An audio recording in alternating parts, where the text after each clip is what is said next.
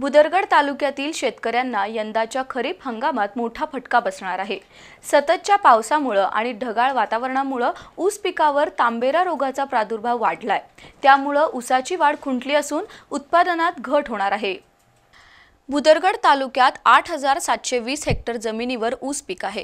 यावर्षी सुरुवातीला चांगला पाऊस झाल्याने ऊस पिकांची उगवण चांगली झाली होती, पण सततच्या पावसामुळे पिकाला पुरेसा सूर्यप्रकाश मिळाला नाही। त्यामुळे जमिनीत ओलसरपणा वाढून तांबेरा रोगाला खतपाणी मिळालं। सध्या ऊसाच्या पानांवर पिवळसर आणि तपकिरी ठिपके पडले असून ऊसाची पानं वाळायला लागली आहेत।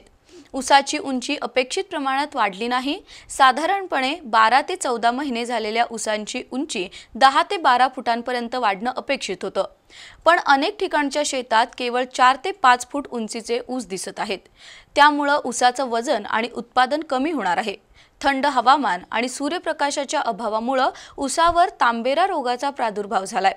सततच्या पावसामुळे ऊसावर वेळेत कीटकनाशकांची फवारणी करता आली नाही। त्यामुळे आता उत्पादनात घट होण्याची शक्यता आहे।